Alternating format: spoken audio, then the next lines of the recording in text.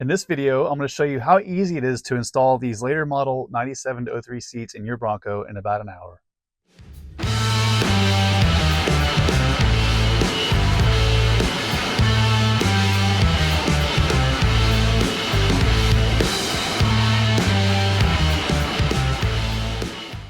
Well, in my Kid on Christmas Morning Excitement Friday, I forgot to get a good video of what I picked up, but these are mint condition 03 Eddie Bauer seats, less some armrests.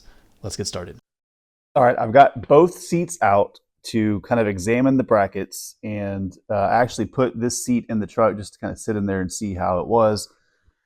And the issue is the new seat brackets are both wider and longer and also taller than these factory seat brackets. So needless to say, these are not going to fit. Both sets of seat tracks are held in place by 4 10mm bolts, and it's pretty easy to get off. You just have to slide the tracks backward and forward. I'll be saving these factory seats and putting the 10mm bolts back into the bottom in case I choose to restore them at a later date. I just don't have the budget or the time for it currently, so we're swapping in something else. All right, I put the seat up on a table to quit working like a Neanderthal. I have the Bronco track bolted into one factory hole of the new seat just to kind of hold it in place. Now, unfortunately, as I mentioned, this Bronco track is both narrower, as you can see here, and shorter than the new seat. But the good news is there's enough metal on all four corners. I think what I can do is just drill a hole in each bolt hole and run a bolt with a lock nut all the way through, and that should be as easy as it gets. There's no welding and there's no cutting. So let's try that and see where we get. So I tried to mark all 3 bolt locations, but the tracks kept moving around as I slid everything forward and backwards. So what I ended up doing was drilling the other front hole and bolting that in first, and it held everything in place so that I could then mark and drill the rear bolt locations, and it worked out a lot better that way, and I wasn't having to fight it.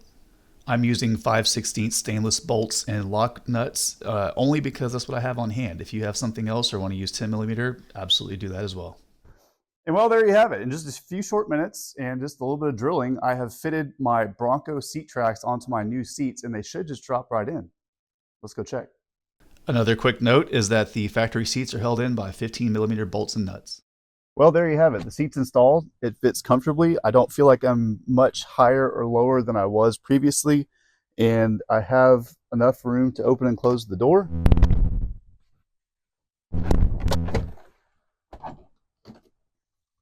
So overall, I would say this checks out.